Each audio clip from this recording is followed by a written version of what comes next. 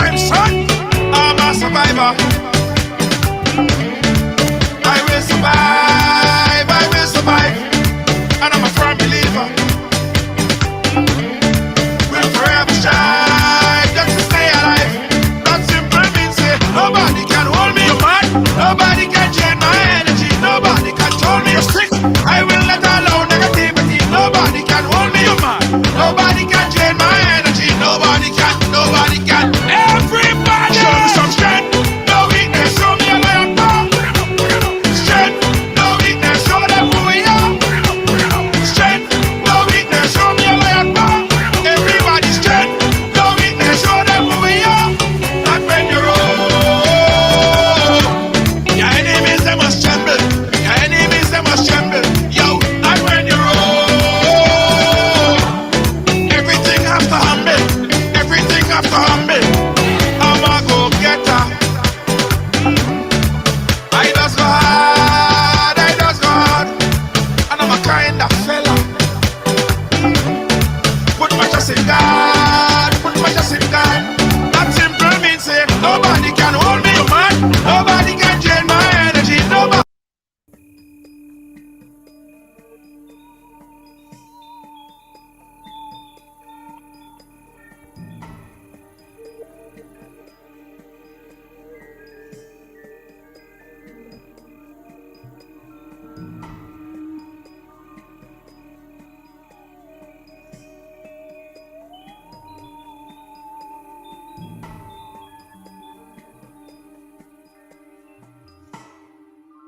They must tremble. Yo, and when you roll.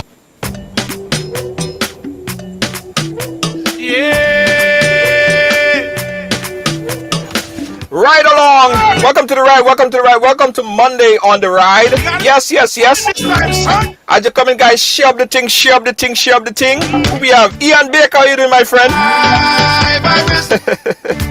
Hey, Lacey Wint over there on YouTube. The folks on YouTube, how you guys doing? Listen, I want everybody to share up this program because today is a very interesting conversation. I say that every day, right? But this one is interesting as well, in adding to all the other interesting conversation that we had on this program. Today we have Honorable um, Tobias Clement, who is the opposition leader in Grenada. And we're going to be speaking about a number of things. Specifically, as you guys may know, today officially the 48-hour quarantine have been removed. Now there have been a lot of conversation and talk throughout Grenada, Carriacou, and Petit Martinique. A lot of debates. People saying, "Well, yeah, it's about time because that would spark, more economic development in terms of tourism and all of these things. A spike in the economy. It's about time." A lot of people are saying, are very pushback, apprehensive about it, saying, well, now it's not the time to do that. People are scared. They're scared of a possible second wave. So there has been a debate on that. So we have the Honorable Tobias Clement, who is the opposition leader, to give us his view, give us his take on what he feels about the removal of the 48-hour quarantine. And as you guys know as well, that it has been just a few weeks ago, right, when the special sitting of the parliament, when the Prime Minister made mention of Tobias Clement joining a political party, there was a little back and forth there. We didn't get a chance to speak to Mr. Tobias Clement after that point, so we have him here. We're going to pose a question to him. Did he actually join another political organization? He's going to answer. We're going to put him on the spot. Yeah. All right. This and a whole lot more. We also have my good friend Joel Greenidge, right? He's going to give us some perspective as to what's happening on the ground in Grenada, Carriacou, and Petit Martinique as it relates to the tourism and as it relates to Christmas, how people feeling. Joel is also here with us. A lot to discuss. Also, guys, it's important that at any point in the program, if you feel like you have something to say, you want to say something, we have the phone line open up through the whole program. All right? Okay, got it? All right. Carl and Francis, I see your comment already. All right, so guys, go ahead and share the program. Let me do that as well. If you're on YouTube, guys, just share it on your social media as well, because Facebook just give us some real. I don't know what it's seeing with Facebook sometimes. So anyway, let me share it over here. All right. All right. All right. So let's go on to this, right? Let's go on to Lacey over on YouTube. She's saying she alone over there. So if you guys want to join Lacey over on YouTube, she's feeling lonely over there all by herself. Let me share this program one last time on my Facebook. You gotta be strong in this life, son. I'm a survivor. All right. There we I will go. Hey, survive. Carlan, how you doing, my friend? And I'm a firm All right. Hold on. Two more shares and I'm all done. that simply means that nobody can hold me apart. Nobody can drain my energy. Nobody can turn me sick. I will All never right. allow I'm all negativity. done. Nobody can hold me apart. Nobody. Okay, let's go, guys. Let's go. Let's go. Let's go. Let's go. Let's go. Let's go. Also, guys, we got to thank the guys over there at J1 FM in Brooklyn, New York, 107.9. Also locked on and ready. Pick up yourself. All right, let's go, guys. If I could bring in Mr. Tobias Clement. There he is. Mr. Clement, how you doing, sir? Hello, good afternoon, Junior. I'm doing pretty okay. Well, I can say hello to all your viewers, listeners. Pleasant good evening to you. Yeah, and we also have a radio station in Brooklyn. So everyone in Brooklyn right now on 107.9, they're hearing you. Just got a heads up that we sung in good over Brooklyn. Everybody in their cars in Brooklyn, you want to say big up to them as well. All right, so all my friends, family, well wishers in the diaspora, Canada, the United States, England, wherever you are. Uh, what can I say? Pleasant good afternoon from Grenada. God bless you all. Absolutely, absolutely. So how you doing, Mr. Clement? How you been? It's been a few months since we had this conversation. How you been over this past couple months, my brother? Well, I've been coping and I have been around and looking at what is going on and trying to get people to as much as possible to follow protocols, get themselves organized so that they can avoid COVID-19, which I think since we last spoke, we had that probably Grenada had its first wave that came in, and unfortunately, some of our people succumbed to COVID. Our hearts and our deepest condolences goes out to those who have lost their loved ones. And still, we ought to be mindful that COVID-19 is still around. And although we have not had any deaths in a couple of weeks and no significant new cases, but still, we have to be vigilant wherever we are. Yeah, yeah. It's sad when we look at. I think the last time we spoke, the COVID numbers death was around 100 and something. Now it's over 200 people. You have any had any close family or friends who succumbed to Oh the yeah, I mean it's everybody in Grenada knows somebody. Everybody in Grenada, we're family, So in Carriacou and even in Grenada here, I have had close friends and family who indeed passed. And I know for it's a fact that it has been very difficult, especially when it comes home in a position that you find that COVID death sometimes could be a very lonely one, and because you know it is not business as usual. You cannot visit the sick. You just know that they had COVID, and that's it. You're not going to see them again. So yeah. that in itself, but there are some people who have not had that closure because they did not get a chance to even say their final goodbyes to the loved one. And so that is very difficult. I mean, in Grenada, the community, even from start to finish, even the funeral services is part of the closure. And some people were not able to do that. So it has been very difficult, Yeah. very difficult for a You lot know, of us. so we had the COVID numbers dropping drastically since we spoke, and we're happy to see that the numbers are where it's at right now. Hospitalization is down. Everything seems like on a downward trend. Um, we are also a few weeks ago, we saw the election of a brand new executive of the NDC and the voting in of a new political leader. What's your take on on that process and also on the new leader, Deacon Mitchell? Well, the thing, starting from where we left off, talk about we see the numbers declining with COVID. But again, I would emphasize that is very important. Important to know that we have had in Grenada just one wave of the COVID. And if the science is true and the history is true, then it is possible that we can get a second and third wave. So I would again emphasize to tell people to be vigilant and to continue to follow the protocol, even when they say that it is not necessary, because as long as COVID is anywhere, it is almost everywhere.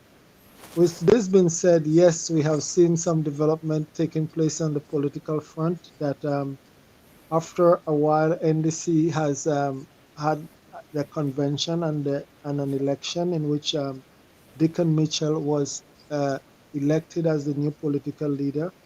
I will take the time at this time on your forum to congratulate him and the team around him for, well, being in that new role. Probably his first time into politics per se.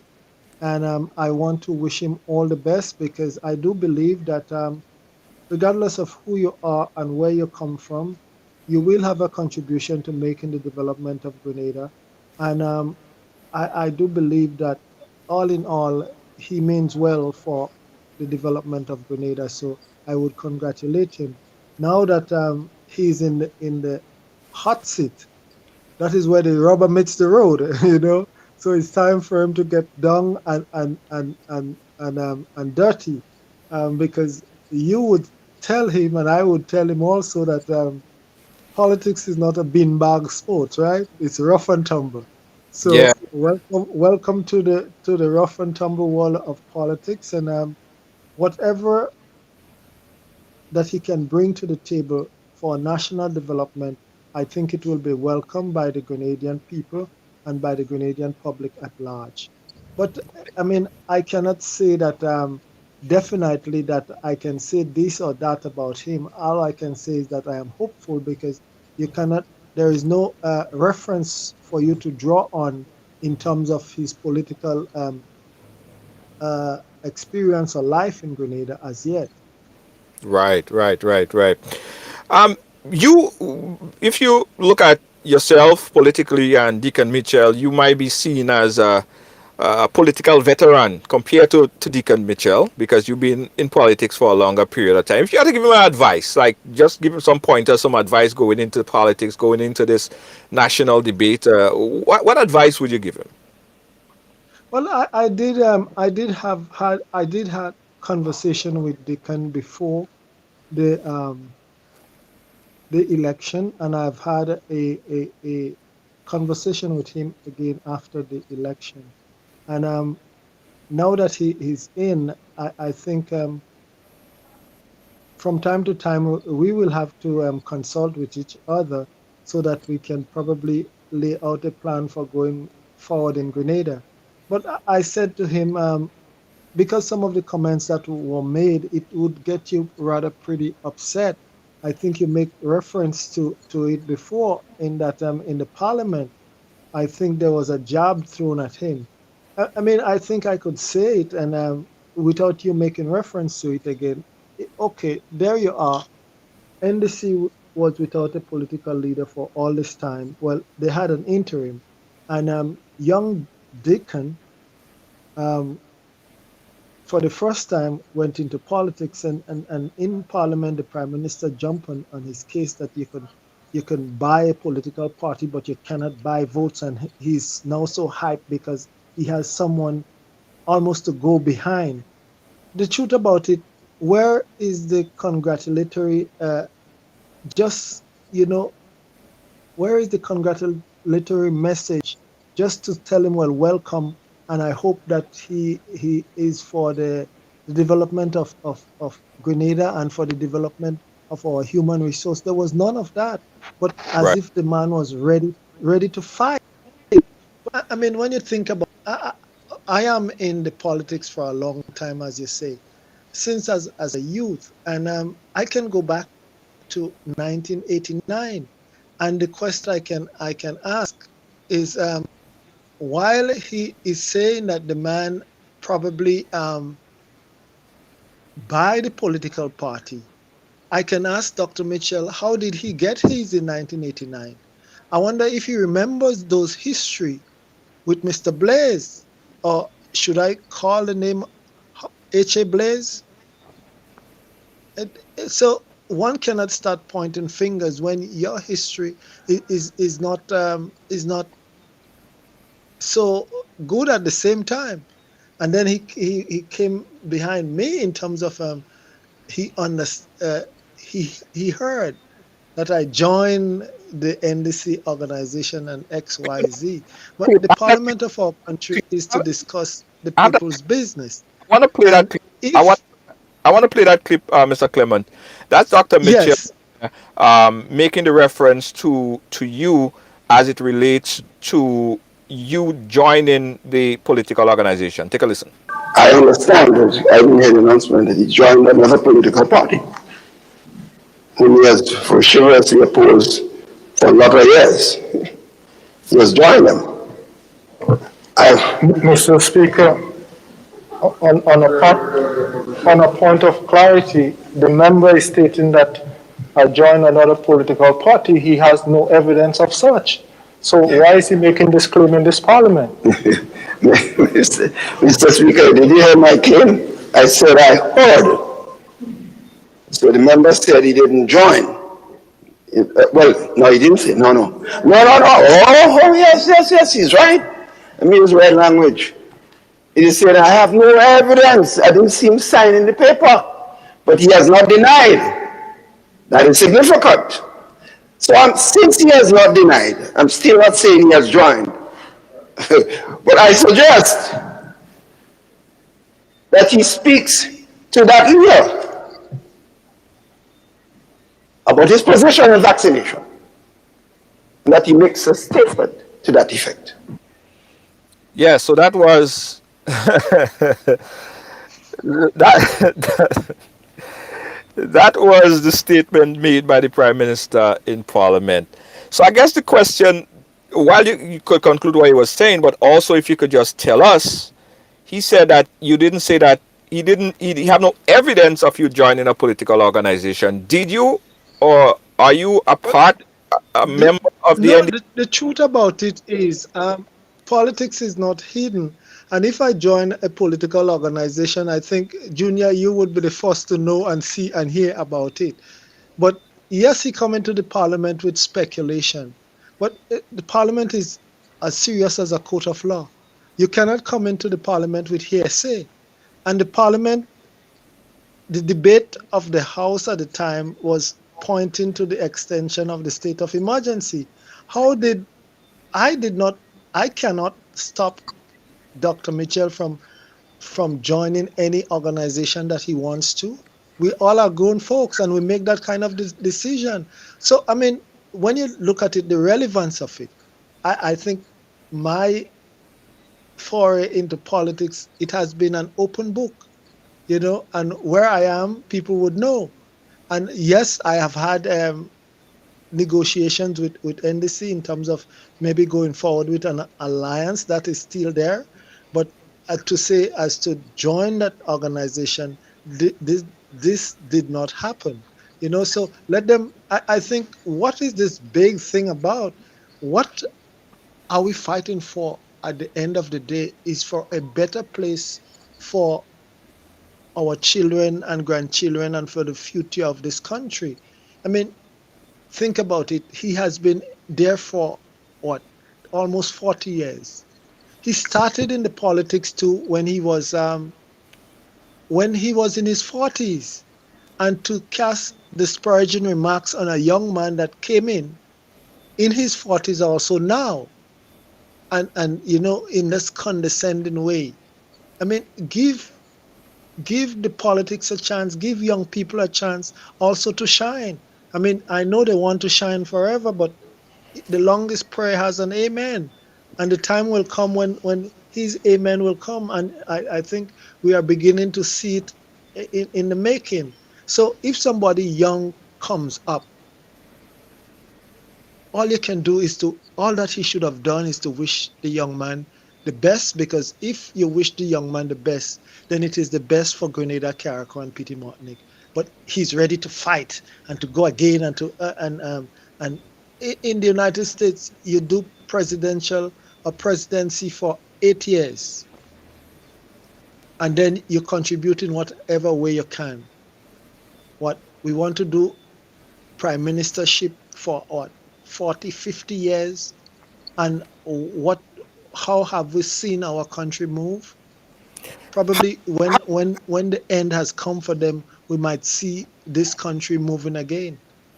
Have you always had this thought about the prime minister being in power for so long? Because you, of course, everyone know your track record. You've been a part of the organization. You won this last seat as a part of the NDC. While you were a part of the organization, did you feel that way, or is just that's how you feel now? Well, it has always been a bone of contention because, yes, I have been in and out of Grenada. I was educated Carriacou, Grenada, the United States, and I think for my time in the United States, you learn and to appreciate the democracy of the United States. It's not the it's not perfect by any stretch, but it has its limitation, and it has not only its limitation, but it has the innovation that you come in, you get a chance to serve, to make your mark, and you move on. But in Grenada politics, you come in, you serve, you serve, you serve again. You know, it's like never ending. But then where and what do you do with young people that will have aspiration and ambition of giving service to the highest level? But because you're there and you almost come as if you own the thing, that no young person should get a chance. And when they put themselves up to chance and to let the light so shine, you become almost a stone that you want to put around the neck so that you could drown them even before they start. That is not good for development. I mean, look at the history of, you know, I tell some people, when you go back to England, England one time had a prime minister, Pitt. He was 21 years old.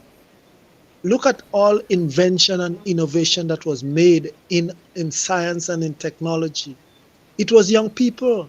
So sometimes when I do believe when you serve, you should serve with honor and with nobility.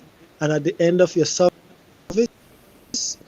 young people that is filled with energy and innovation, they too must get a chance to serve it. But if you locked it in 40 years, then a whole two generation would pass and never had gotten that ability or that chance to even shine in their own country. That to me in itself, Junior, that is sad. And so we had a referendum. There was a couple articles on the referendum. One of which was the term limit. I don't know if it was term limit on the referendum, but I know the date of the election was on the referendum, and Grenada unanimously declined vote against that referendum. Were you in support of Well, or against the referendum? while that might be so, but you have to look the terms and condition and the selling of the referendum. And I've always find it that in some instances is not so much the messenger, you know, but the message, the message, not so much the message, but the messenger. And so it tells you, and even from the referendum to where we are now, it tells you that the high level of distrust that the Grenadian people are now showing and has shown over the years. Because I mean, we as a people, probably we have been when we look at it as a people, we have been disappointed so many times with promises made and promises broken.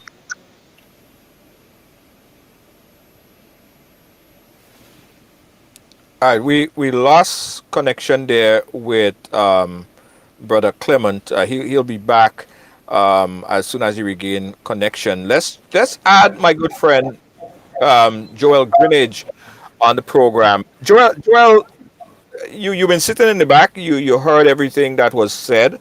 You heard the reference that the prime minister made when he mentioned that Mr. Clement must have joined the NDC, and he been there for such a long period of time. What's the vibe on the feeling on the ground um, about the statement that was made, and how people are feeling that he is not supportive of the youth taking over power. He hasn't trained a successor or haven't had a successor. What's the feeling on the ground, and what's your take on that? Junior, the evening when Deacon Mitchell was officially elected the political leader of the NDC, there was that feeling, that euphoria kind of feeling, that feeling of ecstasy. There was that great level of inspiration.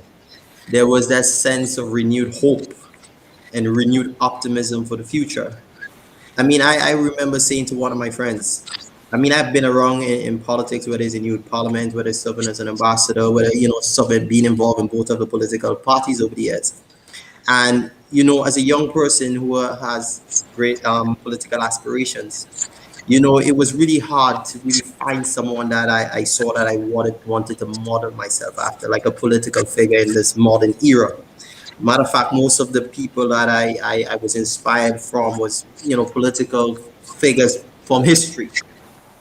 And that evening after Deacon was sworn in and he gave his victory speech, it was that moment for the first time.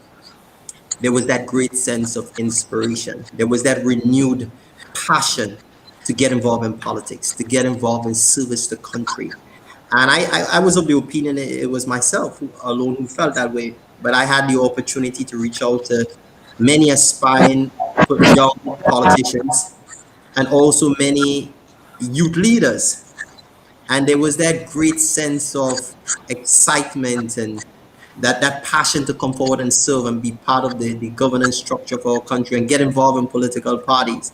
And as I moved across the country, whether it's through the barber shop or in different communities, the conversation was being heard that yes, we have finally found someone we can call our leader. We have finally found someone who we can draw inspiration from. And that in itself, my friend, is something that as young people we've been climbing for a very long time. Something we have been dreaming about. And to see that dream has finally manifested with Deacon Mitchell, and the fact that his humble beginning, his story of struggles and challenges, and just getting to the place where he was able to get to is a story of many young people in the country.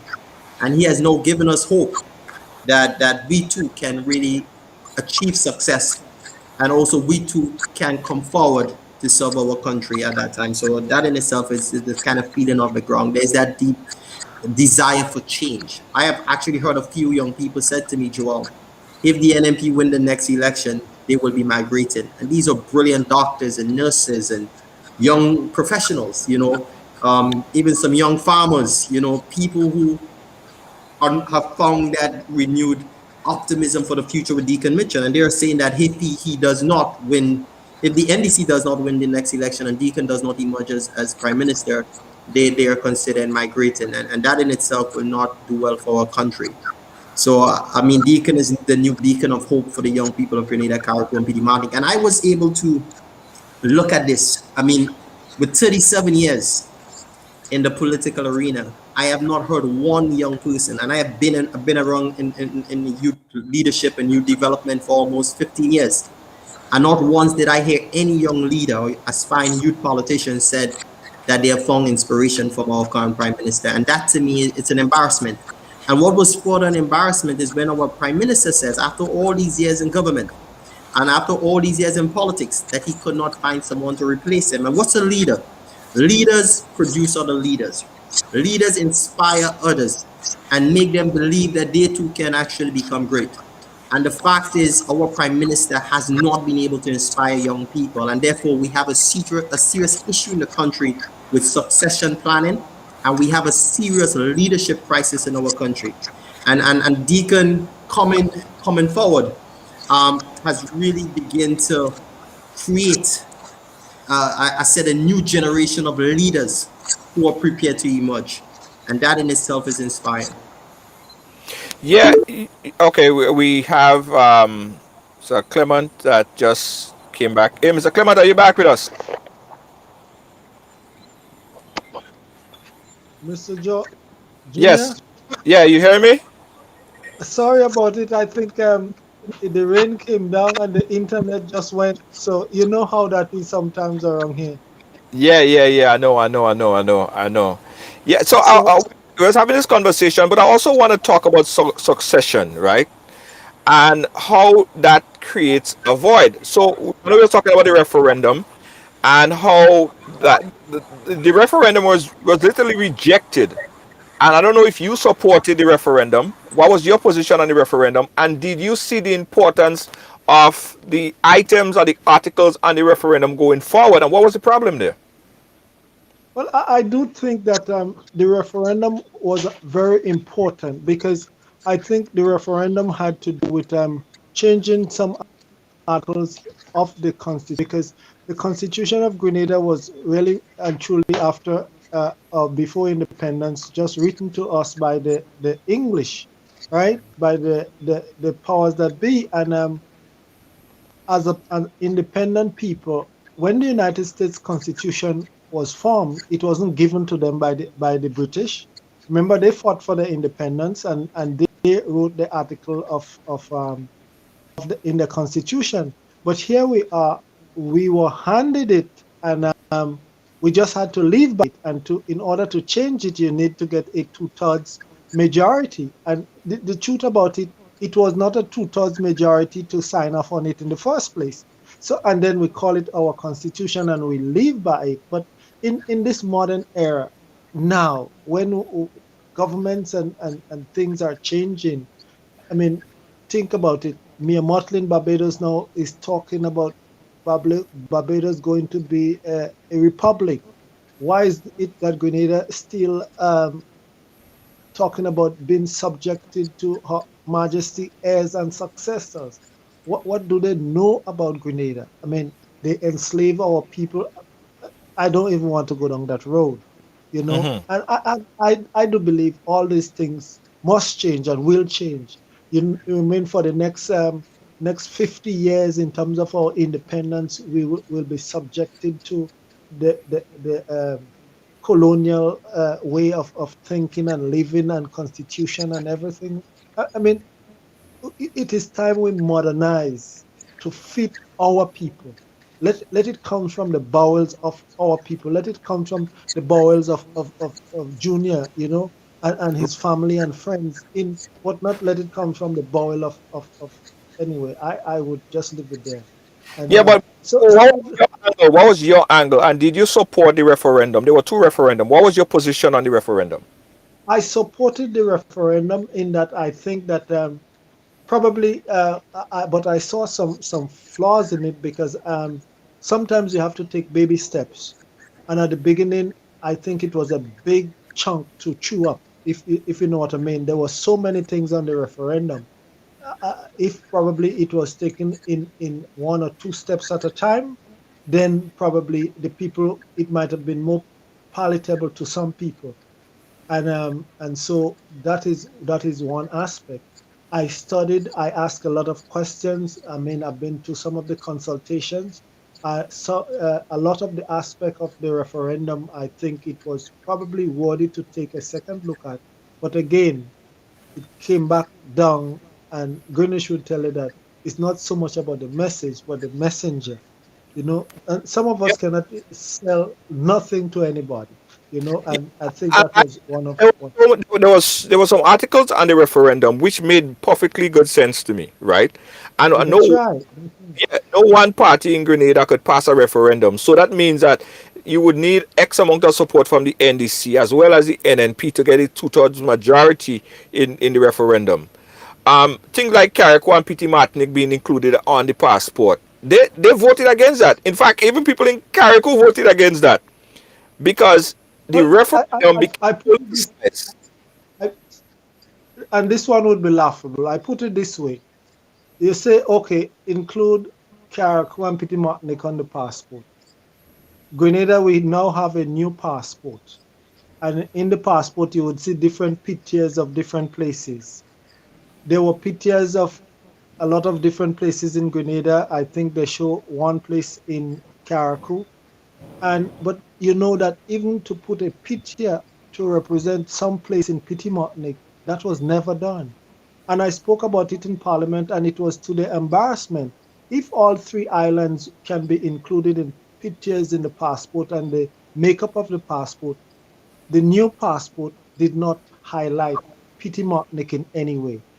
Not even I wouldn't even say not even the shoreline of Petit Martinique was highlighted, but you saw Granite Town, you see certain places, you see Granans Beach, you see certain places, and that was it.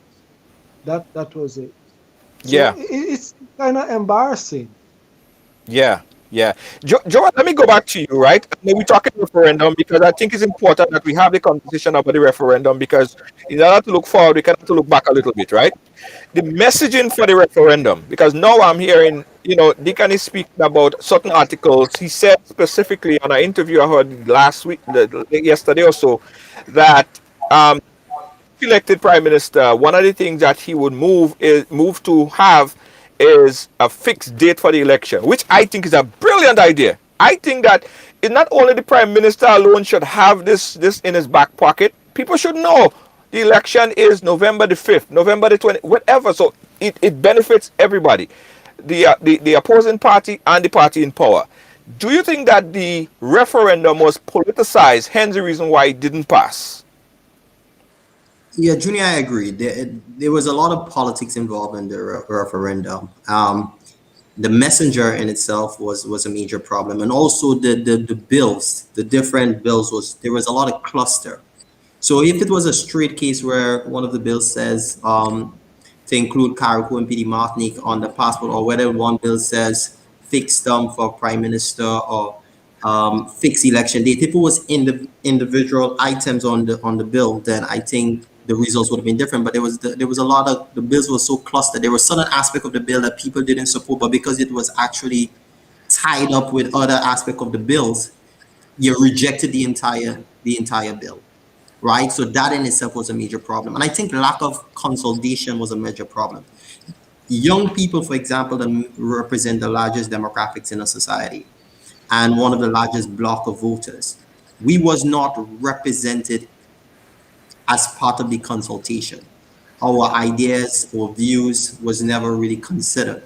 So I think that was a major problem. A lot of young people didn't go to vote on the referendum.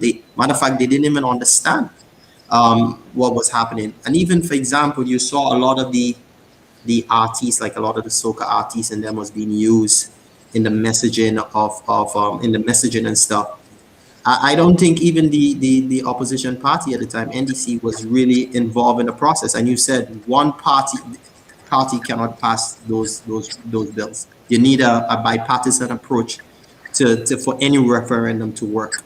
But I think there was too much politics involved, and I think it was about the glory for a selected few people. But the broader good of the society was never considered. Sometimes even the views from the religious community was not even considered in some of those bills, because even the religious community, they pushed back on certain aspect of the bills, and they did not take it back to the table and actually tweak it on stuff like that. They actually presented it as it is. So I think that was also a major problem. Right. Yeah. Guys, we're having this conversation. I want you guys to be a part of it. We're talking about going forward, but again, we have to look at what happened previously because um, we might see another referendum coming up. We don't know the shape of it, but I said I heard Deacon Mitchell, who's the leader of the NDC, speaking about it on our last interview and some articles that he support. So, Mr. Clement, going forward, if the referendum were to take shape and say NDC were to be elected into government, would you then support the referendum, or would you have any objection to making the referendum so broad or just have specific articles? What would be your recommendation for articles on the referendum? Well, one of the things that I would like to see happen is that you learn from your past mistakes, right? And learn as to why the referendum failed in the first place, and in moving forward, how you move forward with it. And like Greenwich was saying, it was a referendum that was packed. And so I believe that you take a couple of them, not all of them, eight, nine of them, just take one or two at a time. You have and address it when the time is right. And come and let that also be with great consultation, and bring in the experts, spread it among the political parties, and not just develop it from one party's perspective. Because if you develop it from one political party perspective, then what about the almost other half of Grenada that do not share your politics? So it must be a joint effort, and it must be an educational effort, and you must bring in the young people to have buy-in, because right now in Grenada they are probably the biggest demography here. So therefore they have to be included and not left out. So I would recommend that we take baby steps, and move forward with those issues. Right, yeah. Because before we could start talking about Grenada transforming itself into a republic, whether it's a United States style republic or a Guyana, Trinidad style republic, before we even start talking about that, we have to start talking about a referendum. Because in order to change the Queen as the head of state, that has to be preliminary. That has to be the prerequisite to moving to that direction. Barbados could have done it because of how the political system is structured. They didn't have to go to the electorate to do a referendum because how they're structured. So I would like to hear the ideas for a referendum, the articles for a referendum, what's going to be included, what's going to be omitted for the referendum. But we're not here to negotiate a referendum. We're here to talk about what's happening in Grenada, and Well, also what is your take? Go ahead, Mr. Clement. I was just thinking along those lines. Even before you get to that referendum, I think within the constitution that we operate in, we would have probably to have an election within the next um, within the next 3 year and a half. So I think that would be the bigger focus right now in terms of what is going to take place over the next year to year and a half. And I think Grenada will be heading into again the constitutionally uh, due election that is due, what, 5 years after, thereabout, give or So take. with 2023. Yeah. Yeah, I think it can go up to about June 2023, by the constitution. So I think that would be the next focus on, because that will be the next major political change in Grenada. That is what is going to hit the next landscape, if not next year. And one has to be very mindful that I said in many interviews that you do not take the prime minister lightly, because he's a politician, and a good one at that too. And you cannot take that away from him. And so he wouldn't mind swinging one on you, an uppercut, when he can get it. And so that is how dangerous he can be. Right, absolutely. While you was away, Joel was speaking about succession planning, right? And I, as a business owner myself, I know this very well. In fact, I believe firmly that a true leader, right, whether a CEO or not CEO, a business that you started, whatever, you have to think about how would this business run after you, because you ain't just building this business and after you're gone or you can't run the business no more, the business done, the business dead. So I believe, like my son, he's my successor. He's under me every minute. He understands this whole running of the operation. He can handle it. Do you think that Mr. Mitchell? Do you think you could chime in, Joel or Mr. Clement? Do you think that Mr. Mitchell is a good leader or a horrible one at that if he has not really sorted out his succession planning for the next leader of the NNP? But Well, Junior, Uh, Clement was coming in. Junior, I mean, leadership in itself is about influence. Leadership is about impacting. Leadership is about making a difference. Yeah. And leaders produce other leaders. And if you look throughout history, I mean, we have seen the examples of that. I mean, if you look in the context of Grenada, I would, as Clement said, I will consider Dr. Mitchell to be a politician, but not necessarily a leader. He's a very good politician. He understands politics. He understands the psyche of our people, right? So he's a good politician, but in terms of leadership and what it requires to move a country forward, what it requires to inspire a nation, what it requires to create a vision and to get the people to buy into the vision, the whole idea of creating succession planning. So even after he's gone, his legacy can live on in the leaders that he would have created. The transformation can continue, the development can continue. What we all can agree in our society today and in our country over the last 37 years, post-revolution, we have not seen a true leader emerge. And today, many young people are saying they are seeing that type of leader in Deacon Mitchell. He has, I mean, they say every 10, 30 years, a leader would emerge. I mean, after the revolution and Morris Bishop, people are now seeing Deacon as the new bright light of hope in terms of leadership and what a leader, what they see in a leader and what their expectation of a leader is. So we have not been able to really experience true leadership over the last, let's say, last 26 years. And it was evident, Dr. Mitchell himself said it best. He said he cannot find someone in his party to replace him. After all these years in government, you cannot find someone to replace you. Then therefore, there was no one understudying you. There was no succession planning. There was no blueprint to hand over because in first place, I mean, you didn't have a blueprint as a leader. You had a blueprint as a politician. You understand? So that in itself is a major challenge. And I said it very clear, Junior. We have a leadership crisis in our country. And it is very unfortunate, I mean, that this is the reality. But I'm very optimistic that that in itself will change in the near future because we are seeing leaders now surfacing and they are now inspiring other young people to believe in themselves and to develop leadership qualities and to develop a passion for service and really making a difference and making an impact. So that in itself is really good news for the future because if we are to really move Great Grenada forward, we will need leaders at every level in our country, at the political level or the governance level. We will need community leaders. We will need religious leaders. We will need business leaders. We will need leaders at every level in our country. And if we have a leadership crisis, our country becomes stagnant. It's like, for example, Junior, over the years, I have started groups and organizations, right? You inspire the young people to continue the baton. But once you step aside, it dies. You understand? So that in itself is what happened. You even saw it in business. I saw growing up, there were so many businesses in the country. And after the owner of the business died with him.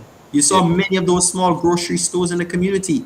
After the man who run it for 20, 30 years died, the grocery store closed down. So that we have a leadership crisis, and it starts at the head.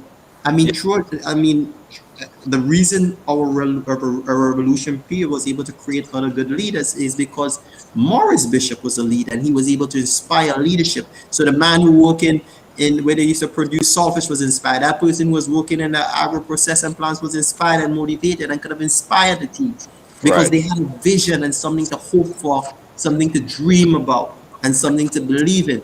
The question we need to ask, what do we have to hope for right now under this current administration? What do the young people have to believe in or even to aspire to? Nothing. We are living in a state of hopelessness. So that's not leadership. That's not leadership. Mr. Clement, do you think that we have a leadership crisis in Grenada? Well, I would tend to agree with Mr. Greenwich to some extent and not to agree with him to some extent in terms of, you see, the thing about it, yes, we have had Dr. Mitchell as the Prime Minister of the country, and probably how the politics was so structured is that the atmosphere was never created for aspirational ambition. I think there were many times when people would rise up from among the ranks, but you would see them just fall off or cut down and cut away.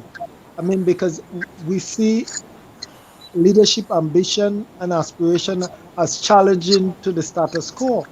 But yes, we talk about leadership, and I heard Mr. Greenwich mention the leader in Mr. Mitchell, young Mr. Mitchell. But I would hasten to say that politics is a different ball game, and it has not yet been proven. I mean, 2 weeks or a month into the politics does not make you yet what the salt, but somebody that is tried, tested, and proven. And like I said, I would wish him all the best Mm-hmm. when he's tried, when he's tested, and when he's proven. And then I What can say, yes, what we is it? have had that What leader. what is the ultimate test of a leader you believe? You think, Mr. Clement? But in Grenada, you would find that over the last few years, Grenada have went from crisis to crisis to crisis. And managing Grenada and its people and its economy, putting it on a path of real development, putting it in a part where, like Mr. Greenwood said, young people would be aspired to be innovative. Young people would be inspired to take control so that you make people truly independent. And if you as a leader in the country could move people from almost a state of dependency to independency with innovation and entrepreneurship and development of themselves and their family, then you would have achieved a feat that nobody else in Grenada might have achieved since the revolution. And so we are looking for people who can inspire the masses, take the bull by the horn, and bring true development for everybody. For it doesn't matter what walks of life you come from, but bring true development for both young and old, so that a young person could get the innovation and be innovative as to make their own business and make something happen and educate themselves and professionalize themselves, and so rightful place in society by developing themselves and the village, the community, the country, and the fellow men. And this is what we have been looking for over the years. Leadership would inspire others to become leaders also, so that they too can take their rightful place. And when the time comes, you would not have any debate as to who can lead and who cannot lead.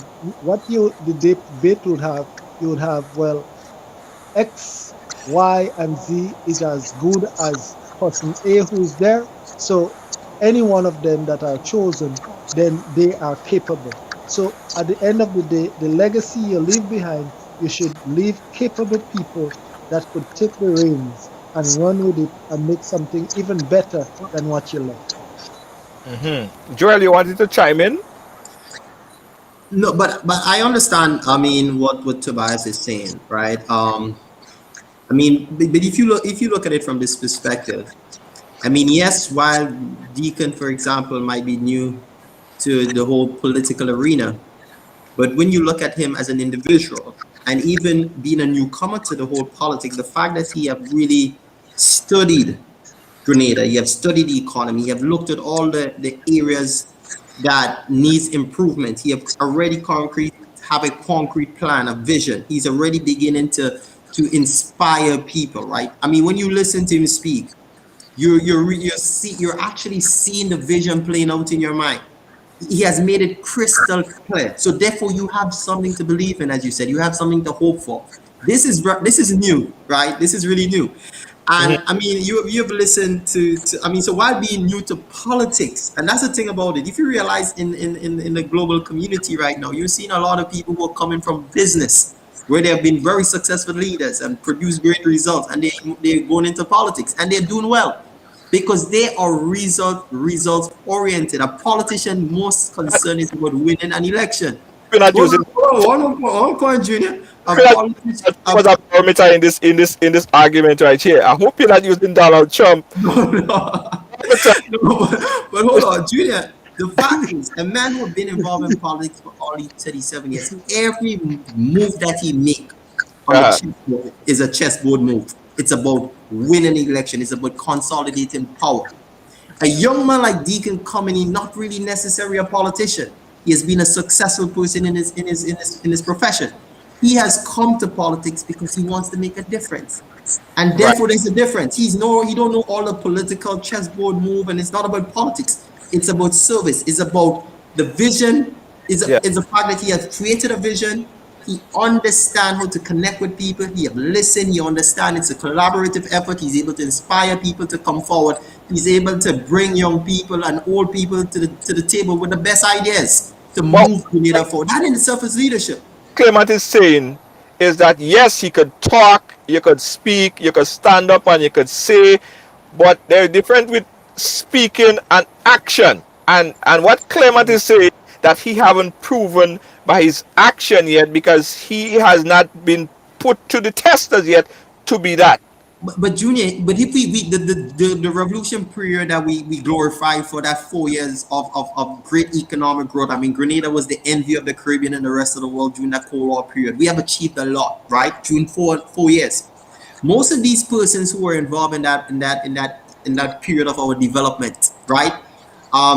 Was very young people. Some of them was first time as junior minister of finance. Some of them was first time in leadership role, and we was able to achieve greatness. They would never test it before. Remember, they come from a period where Gary was in power for how much years, and the You know, revolution came on stream. And look at what we was able to achieve in 4.5 years with young people who had energy, who had passion, and who was inspired by a leader. They Yeah. were inspired by a leader the, who the truth himself, about it is, the who had truth never, about who, it is, huh? let us not talk about the revolution as if it was without its fault.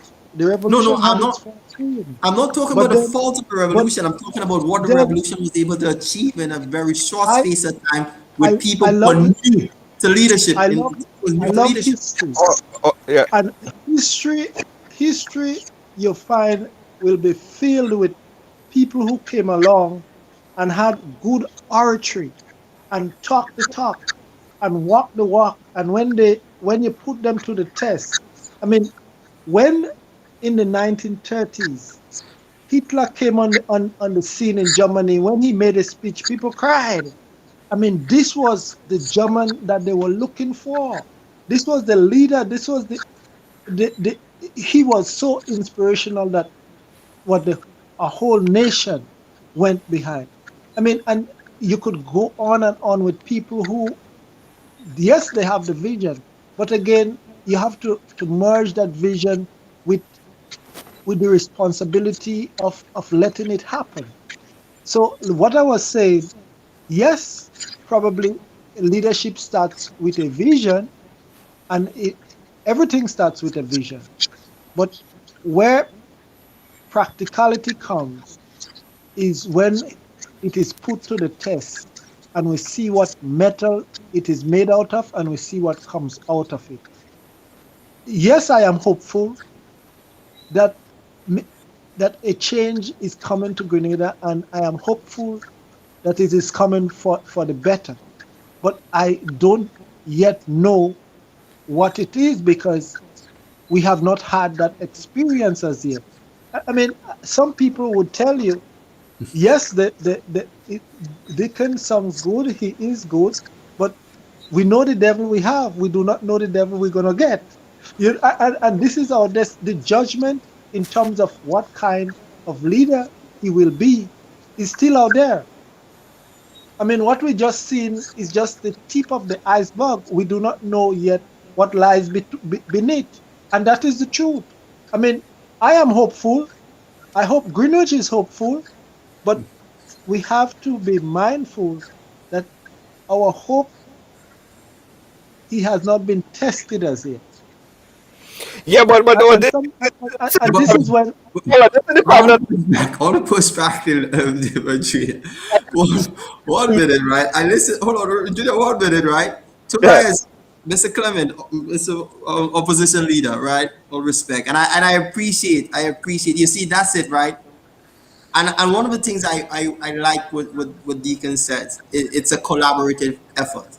He might be able to be the captain.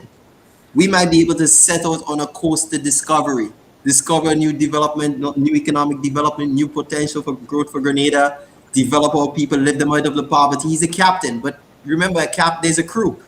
He's just steering the ship. We have you who might be on the ship with your experience, your wisdom, who will be there to provide the guidance.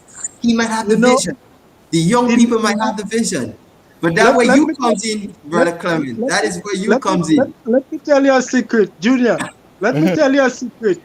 You see the same thing that Greenwich is saying there? I Uh, was a youth between 1989 and 1995. I was a youth, and Dr. Mitchell was in his 40s then. And that was the same song he was singing, you know. The same, I mean, you could say identical.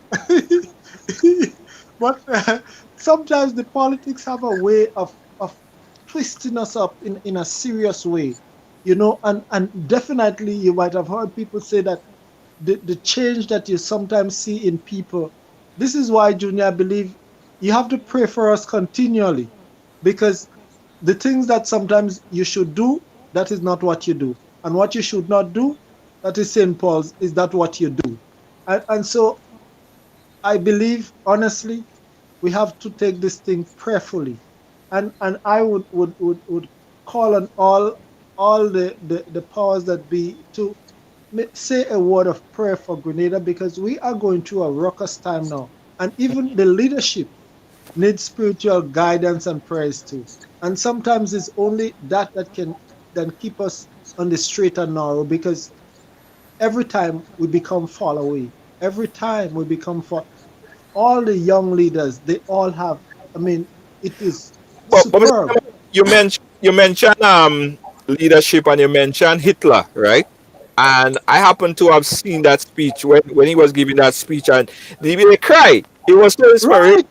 Yes. They There was cried. yes, it was inspirational. But I wonder why you didn't mention Barack Obama. Because when Barack Obama gave that speech, right? When Barack I, Obama gave that I speech, saw People Jesse equally cry. Jackson cried. I I cried. saw Jesse Jackson cried. Yes, yes, we can. And he went, man, Barack He Obama. was young, exactly.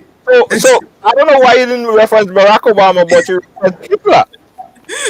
No, well, the thing about it, yeah, Obama was just the what, opposite of what you described. Barack Obama was one of the best presidents that ever came out. And when he came in, you know what they said about him? He was young and he didn't have no experience. But he surrounded himself with experience. He had Joe Biden Exactly. as vice president Exactly. and he was able to forge ahead. And Exactly. he went one of Simple. the major crisis and he ended it. Simple. Simple. Yeah. So Junior, just so the point I'm making to Brother Clement, right?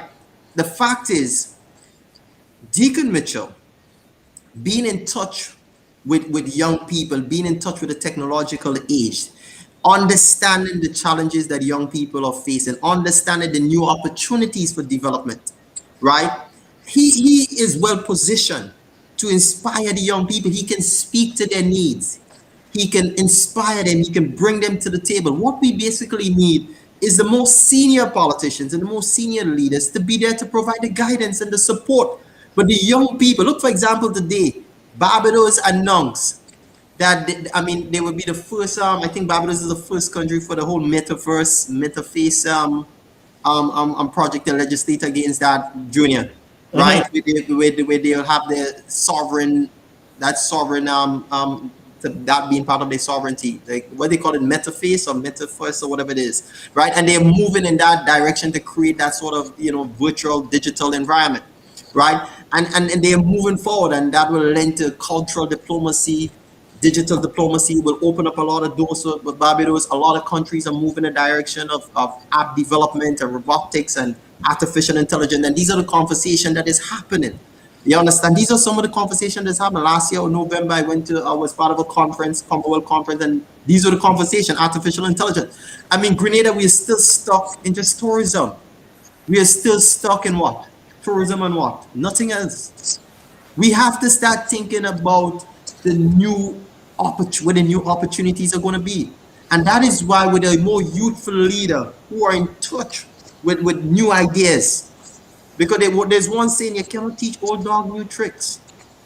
You understand? If you're stuck in your ways, you're just stuck in your ways. I believe that every generation is responsible for solving its own problems. And I believe Deacon Mitchell has come forward to lead our generation on a new path to development and prosperity for all citizens. And that is what I believe. And I believe people like Brother Clement has a role to play. He has the wisdom, he has the experience, he has the tact, and he's a man of great wisdom. And I see Brother Clement also as a great inspiration.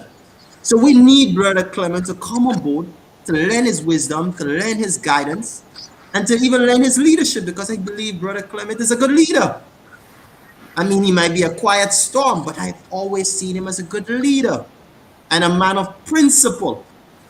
You understand? Hence the reason he was able to stand for what he believes in. And that's leadership. You don't compromise your principle.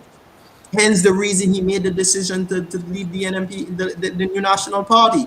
And that is what we need. We need people like him in the whole process. Our young people, we may not have all the ideas. We may have the energy. We may have the creativity, the innovation. We may have a new vision for what we want. Because remember, this is our generation.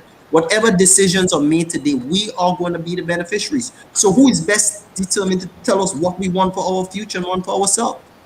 So we need to encourage young people to come forward. Every time a young person step forward into the political arena, we shoot them down.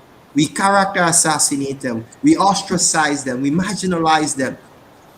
I mean, what would happen in the future? Our country, when all the senior politicians and leaders transition, what would become of our country? There would be a huge vacuum. So we must encourage young people to come forward, and we must encourage the new ideas that they are coming forward to actually manifest so that our country can benefit. I want to give Mr. Clement an opportunity to respond, right? But Gerald, I'll give you an idea to think about why Mr. Clement is responding, right? You spoke so passionately about Deacon and how his leadership and all of that stuff. I had Deacon on the show. He spoke very well. I'm impressed by his ability to articulate himself and present himself and his ideas. That is an impressive position that he have. That's an impressive thing that he have. But Joel, I'll come back to you. And the question is, what make you so convinced that Deacon is a leader? What have he led that you are so convinced that you're ready to vouch for him, hand over fist? But we'll come back to you. Let's go to Mr. Mr. Clement. Mr. Clement, Joel said a whole bunch here, and we spoke about this. We're going back and forth on this. What's your take on this? Are you sold on Deacon, or you want to see more from him? Or do you think that there are certain things that he needs to equip himself with more? What more are you looking from Deacon Mitchell? No, well, the truth about it, I have had a conversation with Deacon after his election as leader of the National Democratic Congress, and I congratulated him. I wish him all the best. And what I would hope for, like I said at the beginning, is that he makes something good out of it. Because the truth is that is what we are looking for young people to come forward and come forward and put a meaningful contribution to the development of Grenada. With that being said, I know that I do not want to sound pessimistic, but let us be realistic that the truth about it, like you asked Mr. Greenwich, in terms of his leadership ability is not yet proven, in that not because he speaks well and he articulates well that you would say, yes, that is it right there. But the time is going to come when he would be tested, and I am sure that he will have people around him, he will have us around him, because one of the things that I would hate to see is that young man fall away, in that we would have to hold him by the hand or by the bootstrap if possible to support him up, because in itself, I would tell you that for Grenada to be fixed where it's supposed to be, no one man's strength can ever do it.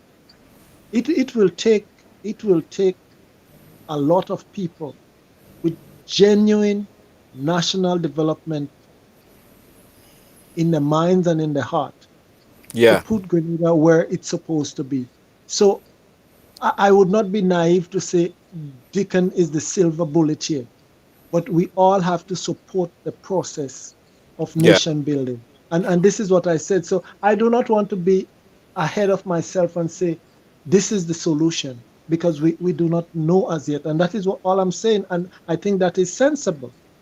While that it might be so, what we have to do is support a process that will help each and every deacon and all young people to realize the full potential. That should have been the motto of Grenada, for young people to be in a position to realize the full potential. And when this happens, then we will see true development in Grenada. Yeah. And that is what I am. That is what I am looking for. And like I said, I was, I am happy that he take that stand. But I was disappointed in the Prime Minister's statement in Parliament concerning the young man. Like I said, the young man just stepped forward. You should He should take him and encourage him. If perchance Deacon becomes leader, I do believe he might have to look back and maybe ask Dr. Mitchell, well, how was this done? Or maybe not. On But serious, despite despite how bad or how diabolic that you might think, there must be semblance of good somewhere inside there. You know, Right. all cannot be that terribly bad, or all cannot be like that. But this is why it takes both opposition, it takes both government, it takes those who that do not even participate in the political process to Right. let this happen. And if we do not understand that, then honestly, I don't believe we're going anywhere. And Right. so this is what I said. You remember from time to time, I said that we have to put ourselves in a position, even as opposition group, to form an alliance so Yeah. that all opposition groups can come together to make this thing happen. If that doesn't happen, oh my goodness, I I think would not like our it's gonna be- position. you think it's going to be hard to beat? And also, I want you to comment on this, because I believe that as a leader is not someone who say I could go in there alone. As a strong leader, you surround yourself with people who could help you with the task. That is a leader. So a leader is not someone who said that they know it all. I know everything. That's not a good leader. Mhm. Horrible leader. A leader is say, okay, okay, Jane, Joe, Bobby, Clark, everybody, this is how we're gonna get there. I need everybody to come and you inspire people to help lift the bucket up the hill. And you get up the hill and everybody see and reap the benefit of the hard work going up the hill, right? In terms of testing a leader, I look at the decision to elect and put people in position. That is how you know. If they only surround themselves with yes men, or they only surround themselves with people who like them, poor leadership. Because all you go hear is the same damn thing. They go only tell you what you want to hear. Yeah, man, you're good, man. Yeah, man. Kissing your You foot understand? and not actually sharing. They're afraid of you then. They're afraid to express themselves to you because of repercussions that because you have whatever you have over their head. That is not a good leader. That is leading like a tyrant. That is leading like a dictator. Leadership comes with bringing people in and surrounding yourself even with people that don't like you. I tell the people on my team all the time, I said, listen, I want everybody, I want people to express themselves. Nobody do have to sing kumbaya to me. I want people to come and tell me, no, what you're doing is wrong, what you're doing is bad. Come, come like that. That is leadership. So leadership is the person who could make a decision to bring people around them that could help us up the hill. With that being said, Joel, I'll come to you on the topic of how are you so convinced that Deacon is a good leader? Well, first and foremost, Junior, I've had the opportunity to engage Deacon Mitchell with his young professional group, right? And I mean, interestingly, you know, being part of that discussion, one would not have, no one would have actually know that he was literally the person who led the group, because there was a lot of dedication, like dedicating responsibility. There was a level of inclusion as part of the discussion. And not only that, he was open to listening to everyone's ideas. It was not, this is the way forward, this is what we do. And it was like, what do you think? And what's your perspective? And what's your opinion? Okay, this is my idea. Do you think it, you know, and that is what you look for a leader, because there will be, we all are very clear on where we want to go. We all are very clear that poverty is at an alarming rate. Unemployment is at an alarming rate. Our food and nutrition security is in chaos, right? We understand the healthcare is back. I mean, the leadership bar in this country over the last 37 years has been set very low. First and foremost, so we must establish that it has been set very low. Because if a leader responsibility is to make the life of the people better, and we are faced with almost 45 to 50% poverty. We are faced with over 60%, or between 50 to 60% unemployment rate. I mean, the fact is that in itself is a problem. So let's agree that our leadership. But Joel, you have to also understand if that is the current situation, you have to also understand even in the best possible leadership, you're faced with problems that you just cannot you cannot fix. But You, but but, but, you but could be Junior, and I understand that it happens. As I said, if Deacon comes into to Prime Minister right now, I don't expect him to solve those problems in 5 years. He could have been a good leader within the last 5 years, people go right? expect But people might, I would not expect you, Junior, as a leader, being in a leadership position for 37 years, and the situation remains the same. Then there's a problem.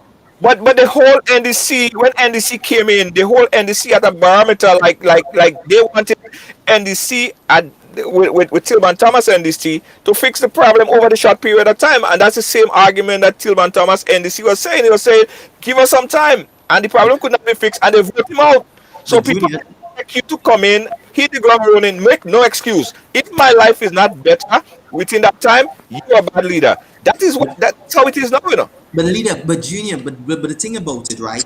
The problem we have faced in that regards is creating pie in the sky expectations. Right. Because you as a leader, you must be honest with the people, right? Yes. If we have a vision for 15 years, we must be able to engage the people, say this is where we are.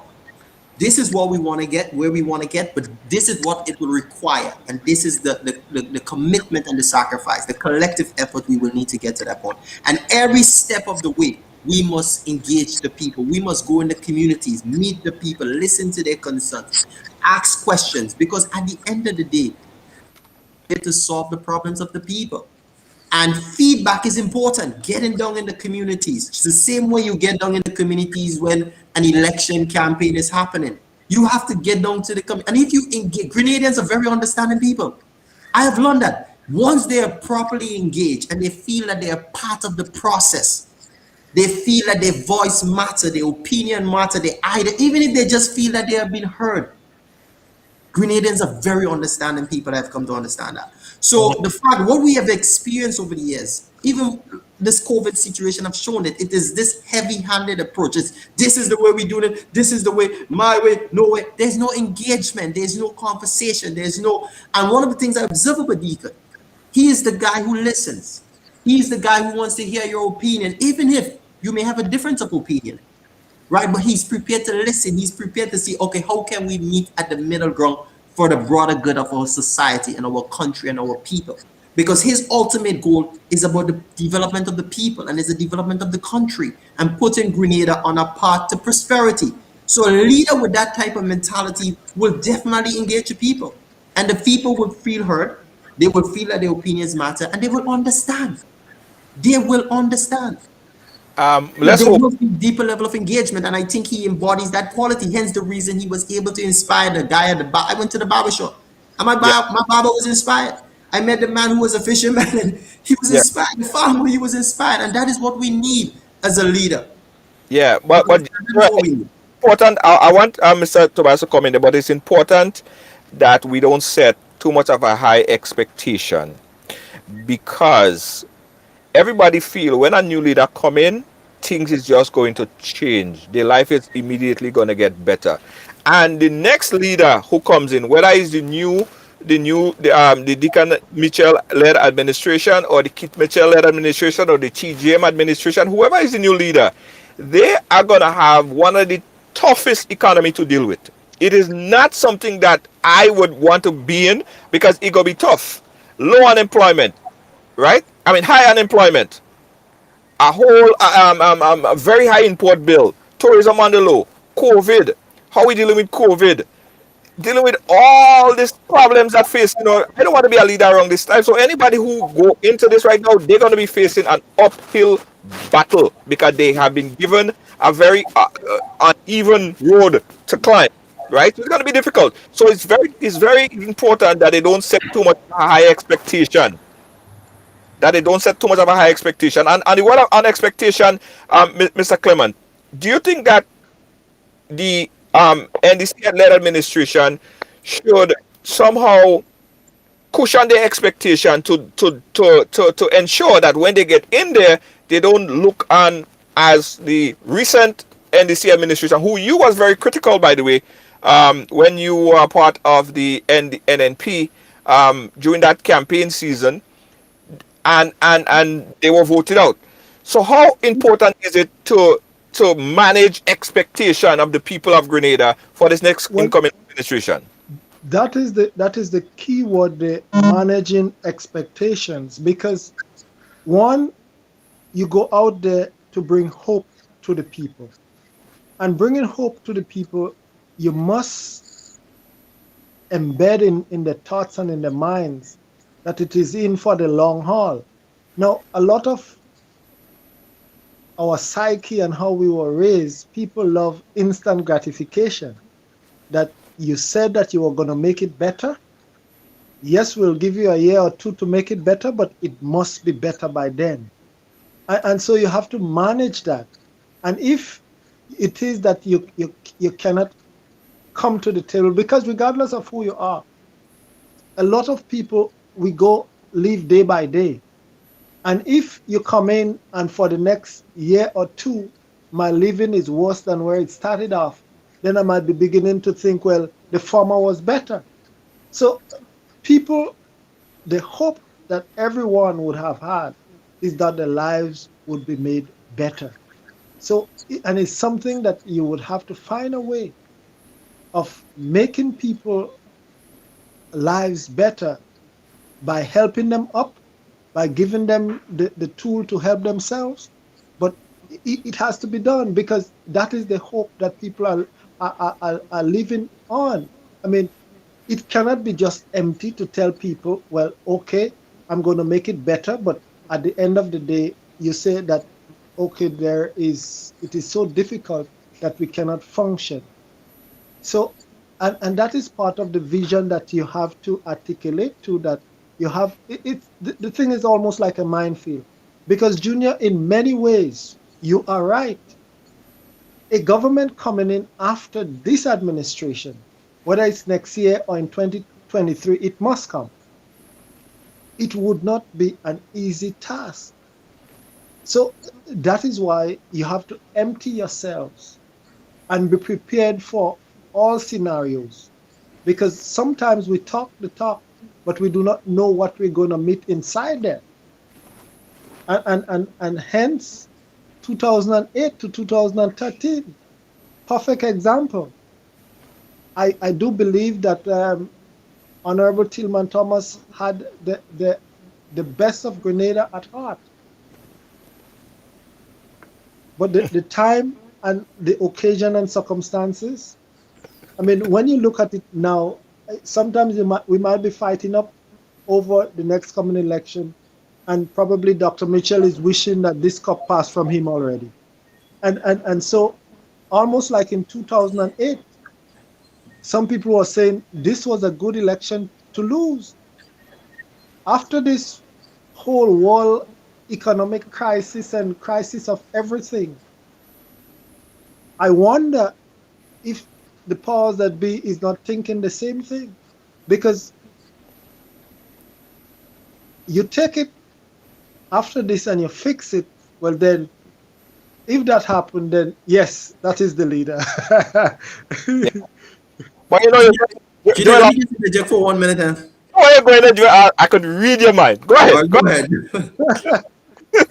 No, but quickly, I mean, after listening, um, Mr. Clement, I just felt compelled to say something. You know, I believe a crisis is a terrible thing to waste, right?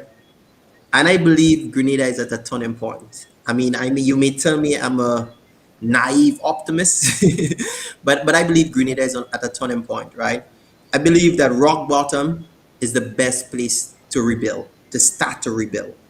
And we are about to rebuild our country from start on a more solid foundation. And I believe with Deacon Mitchell and the NDC government, with a solid foundation, with a new vision for Grenada, we can first look at the low-hanging fruits. There's a lot of low-hanging fruits that we can start looking at, that the current government has overlooked, right? We can tap into new industries, right? We can tap into new pillars in terms of building our economy that can create sustainable jobs. We can look at agriculture, for example. We can explore poultry, for example. Right now, we have a major poultry project. We will not have to be importing $38 million, like importing $38 million worth of poultry every year. We can actually create local farms so that we can create jobs and we can keep that revenue circulating in our country. I looked for a couple of few in 2017, for example, importing furnitures. Imagine furnitures with like one of our either fourth or fifth largest import. Millions of dollars left our country. We could start forming cooperatives in our country. We can get our young people skilled in joinery and carpentry and furniture development. We can also train people in quality assurance so they can provide the necessary support in that area.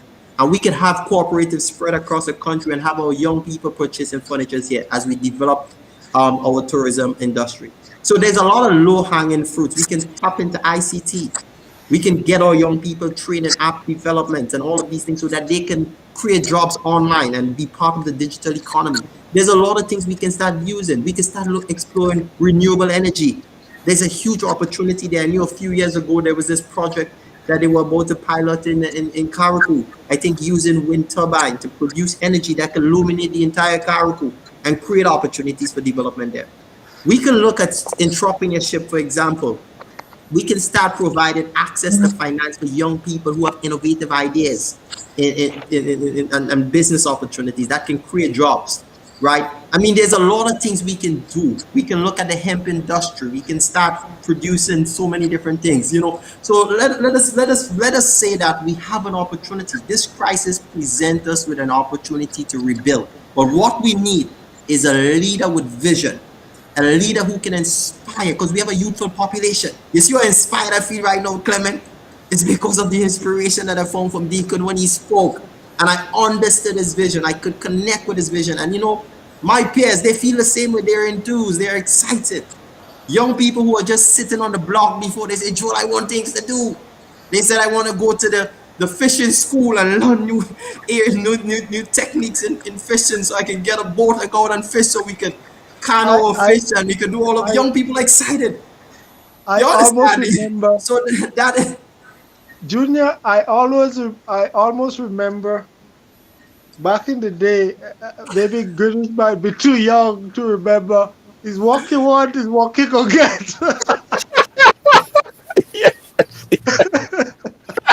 You know.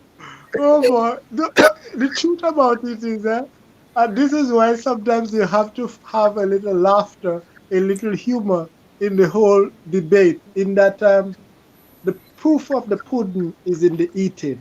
And I Yeah, would continue to say that. And the time is going to come that when maybe I said maybe we will surround ourselves with young Mitchell. because he has proven himself worthy of the task to which he has embarked upon. And what we can do at this time is to give him all the support that he needs so that all your hopes and your aspirations can be manifested and be fulfilled. You know, what it is a good place where you are, young Greenwich. So, oh my goodness, Yeah. if Now, we cut off. no, we're still hearing you now. Unless you cutting off now. Um, we're still hearing you. Still hearing you, brother. Okay, I guess your phone cut off. Guys, we chatting here. We are a little bit over time. We're about to wrap anyway. Brother Clement phone went off. Well, let's see if he charge it up. But here's where I want to kind of we go end on this one. The government just announced tourism that they are taking away the 2 days quarantine. So visitors coming into Grenada no longer have to go to the 2 day quarantine. Joel, what's your take on that? On the removal of the 2 day quarantine, and do you think that it is a hasty decision? Do you think that it could work? Well, Junior, I don't know whether or not that decision was informed by science, or whether the decision was informed by a need to spur economic activities so that the government can collect revenues to do the business of the people, right? But I think the government should be very cautious in how they approach it. If it's not driven by the new science, if it's not driven by science, because based on my research that both vaccinated and unvaccinated people can still pass and transmit the virus. I mean, prior to the Delta, I think the vaccine had produced they said immunity up to like 90% in terms of effectiveness in terms of people who are vaccinated against the alpha. They showed a very low rate of transmission, right? But with the delta, which is constantly evolving every single time, I mean the research is ongoing. So there's no, as it stands now, the incubation period still is, I mean, 5 to 7 days when people start showing symptoms. So to remove the quarantine period for people who are vaccinated, you're basically saying that, hey, I am unleashing the virus on the people. So you're now telling people, you're now taking away the responsibility from the public health experts or from the government, and now placing the responsibility on the citizens. So you're now telling the citizen that you must have personal responsibility. You must protect yourself. You must protect your family. You must take all the necessary precaution. But that's And exactly as what the Prime Minister of England did. Yeah, so while I understand, because basically by having the regulations and these restrictions in place, you were placing the responsibility on the government and on the public health experts. But once you remove those restrictions, now you're now placing the responsibility to protect themselves on the citizens. So in that regards, you must first analyze your population. How responsible have your population been during the whole COVID pandemic? And is the population in a position to manage themselves in that manner? Because look at our lifestyle. We are sociable people. Junior, you walk into town, you see a partner, you forget about, giving up, you can't give him a bounce or shake hands. You understand? Because that's the nature. We are a close knitted community. We are warm people. We go into the shops and we engage and stuff. So to put that responsibility on our people, I think could have unintended consequences. But Joel, I think that people have to be responsible for themselves. Now, I understand your position, right? And I heard a lot of people say that it is not the right time. They need more time. They need more this. It's just not the right time. But when is the right time? When will when will be the right time? Yeah. Because the truth and the fact about it is you have the nation on a tailspin, right? Economically, people are suffering, business are dying, young entrepreneurs business going belly up, the tourism sector in chaos, everything is on a low. Grenada don't print your own money. You have SGU, forget about that, 30 something percent of the GDP done. tourism, 40 something, 50 something percent of the GDP done. So you have a barely 20 something percent of the GDP, which is small things like people paying the taxes, people paying the license, and all these little things. And them that is what your economy is struggling on right now. A country cannot survive like that. So you have But to protect life and livelihood at the same time. Julian, I agreeing with that. But my major concern is this: while the government have made that announcement, now we're in November. We are in November, right? What happened if come December? You know, it's a great a social. I mean, a social time again, time when people serenade and greet and go to each other's home and interact, and we have a lot of visitors in the country, a lot of tourists, and all of these things. What happened if come January we have a surge in cases and we have hundreds of people dying? What would happen? Public health measures would have to come back in effect. We might have to put restrictions on a port of entry. Businesses might have to close again. Um, all of these things it will be a repeat. And in this, we don't know how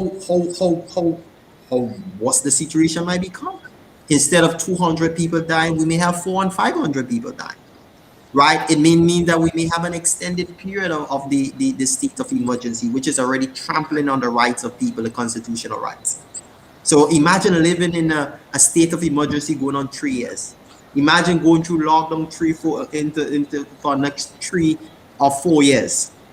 I mean, so if it so happened that we have a surge in cases after December, are we still going to continue to isolate the people who is at greater risk and continue to leave the economy open and continue to emphasize personal responsibility, or would public health measures come back in place to to reinstitute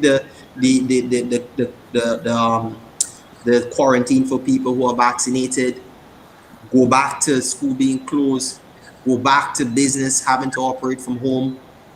I mean, that would be the next 2 years again, Junior. Yeah. No, So, I I understand mean, what. so it cannot be as my major concern is that it cannot be okay. We relax the regulations now, open the place, and then just to gain some for the government to get some revenue during the festive season, and then boom, we have a surge, and then we go back into the same situation. If it is that the government is saying that, listen, we are removing the quarantine period for people who are vaccinated, if we do have a surge, do we Right, continue to operate like that, or do we go back? So it can't, because it's just a month, and right. to risk your entire population, or to risk an entire year next year because of that month, Yeah. don't make sense in my But opinion. COVID ain't going nowhere, you know. COVID ain't going nowhere at all. So here, let me show you a scenario. If Grenada have zero cases of COVID and the United States have pockets of COVID in different parts of the United States, COVID still exists potentially in Grenada. So essentially, and Clement made the point earlier, COVID is not going nowhere. So are we gonna permanently lock down? Are we permanently gonna say, you know what? This place is locked down until further notice. How is government gonna survive? How is people gonna get paid? How is businesses gonna run? How is tourism? Whatever. Anything of our government need to go ahead with this plan, it takes money. If no money is coming in because this place is locked down, how the country go succeed? What's your plans? So that's the point I'm making, Junior. So you cannot be, if you're as a government, you're taking a policy decision, you're removing the quarantine period for people who are vaccinated, ignoring the science that people who are vaccinated can still pass on the virus, can still catch and can still pass on the COVID. You're doing that, knowing that there's a possibility that there could be a surge in cases. Have the government decided, okay, we are going to put measures in place, right? Right? We're going to put measures in place so that in the event that there's a spike in cases, we are able to manage it. We are able to identify the people in our communities that are vulnerable, those who have diabetes, those who are obese, those who are predisposed to the whole COVID situation, those who are likely to succumb to it. So if the government is saying, okay, we're going to focus on vaccinating these people, we'll focus on going to put these people, make this sure these people are protected. We are going to allow the economy to continue to operate. We will have measures in place so people who come down with COVID will know that they have to isolate, and we are leaving that up to them, or is it that the government will put things in place like how we have now to do the quarantine and contact tracing and all of these things? I mean, I don't know how it's going to work, Junior. Right? I don't know. I mean, while I understand that we have to move on with our lives, right? While I understand that, but we must, in so doing, we do not want to find ourselves back to point A. If you understand, because I mean, it's 2 years. It's like a marathon. Yeah. You almost to finish the marathon, and then you have to go right back to the starting line Yeah. because you relax, your measures, No, your public health measures. yeah, I get what you're saying, and I So that is my major concern. The major concern is that if the government have take that decision, knowing that there's a possibility, that understanding, most important is understanding the culture of our people. We are sociable, we that's warm, why. Christmas. That's So we why. have to understand that there's a likelihood, and the fact that more visitors are coming to the country, no quarantine for vaccinated people, and people could be coming in infected. They might do a PCR test, they might be negative, but 4 days they show up, they go, they socialize, and after Christmas, you have hundreds and even thousands of people coming out with COVID. Are we going to lock down the country again? What about the kids who are preparing to go to school, hopefully in January? Yeah. What about the businesses that is just trying to get off their feet? Would they be closed back again? And if that happens, some of these businesses might close indefinitely, which will create a high rise in our unemployment situation and further increase social issues. So I mean, it's a lot, Junior. But Yeah. I am all for personal responsibility. I am all for that. But we must also understand that we have a very youthful population, the culture of our people, the close knit of our communities. We cannot escape that reality. Yeah, so right.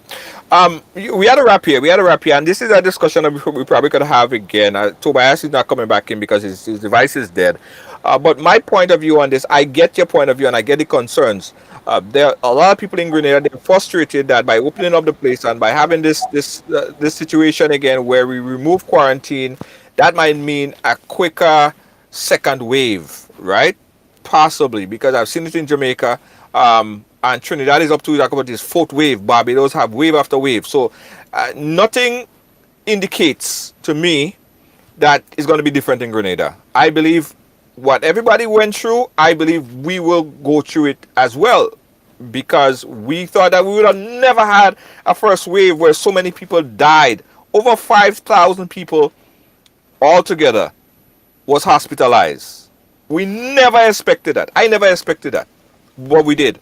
Look what happened in Italy. Look what happened in the United States and continue to happen to the United States. 20 US states see an increase in COVID cases. At some point in time, we have to understand that, listen, COVID ain't going nowhere. COVID ain't going nowhere. So what we have to do collectively is learn to protect ourselves. Everybody. Increase your intake of vitamin C.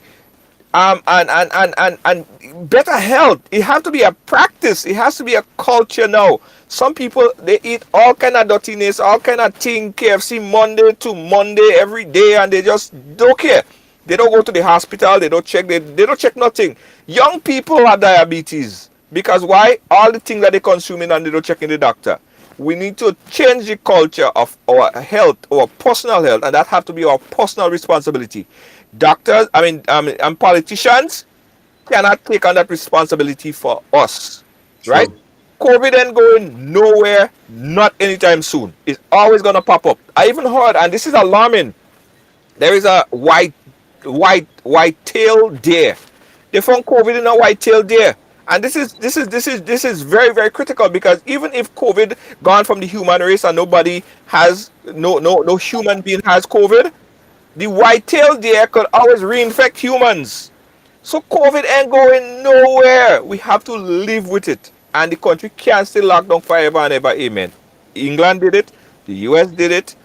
And that's what it's gonna have to be. We have to take personal responsibility for our health. people gonna die. It's sad to say, more people gonna die, but here and abroad. But that's I figured that and I don't want to say it is what it is because that's I don't understand the term. It is what it is anyway. But it is sad that more people are gonna die, but we cannot stay locked down forever and ever. Junior, And Junior, me and you had that conversation before, and I told you I saw what many countries did. I know there were countries who never went on lockdown, who never instituted a state of emergency. Look, for example, St. Vincent. They never yeah, had a state of emergency. They never had all those curfews and things that we had, and they were able to manage it, and they were able to keep their deaths far lower than Grenada. So what you're saying is absolutely correct.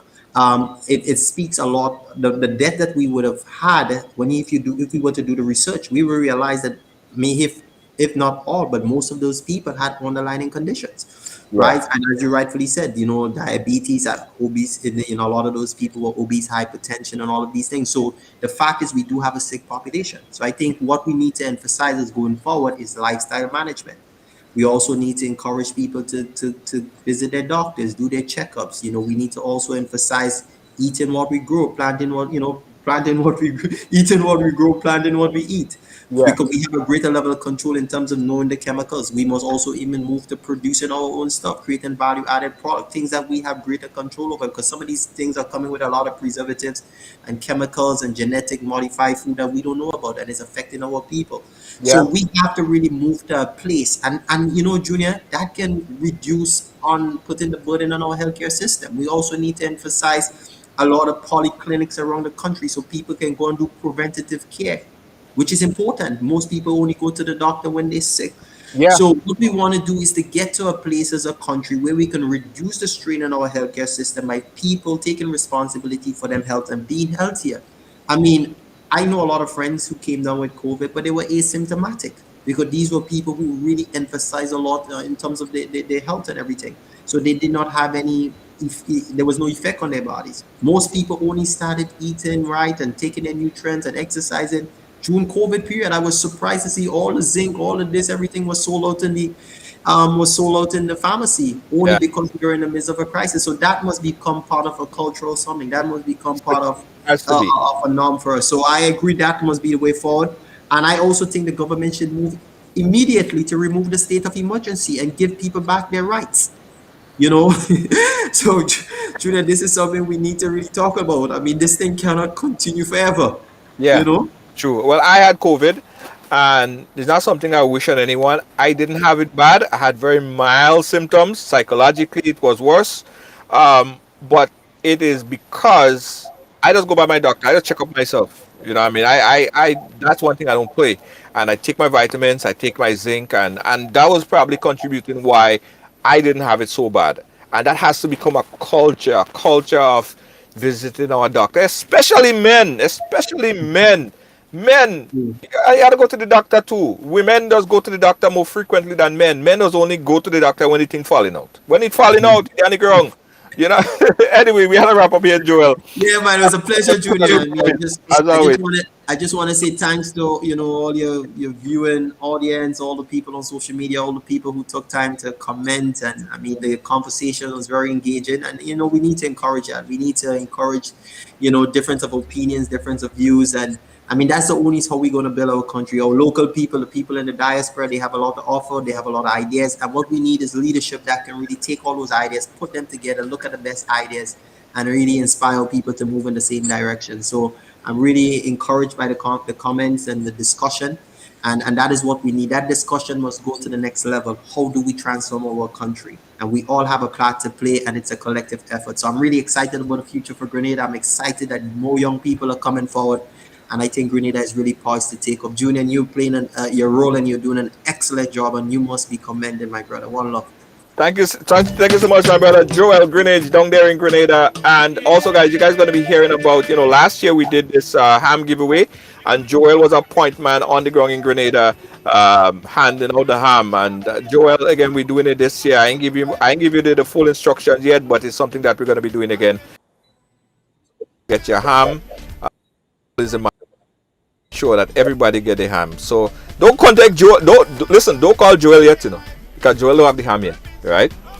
But I'll tell you guys when you could contact Joel for the ham. Pick up yourself, Joel Grenade, always doing a great job in Grenada. My homeboy right down there on the island. Guys, listen, I want to say before I go, guys, women, all you understand that your men, your boyfriend, your husband don't like to go to the hospital, right?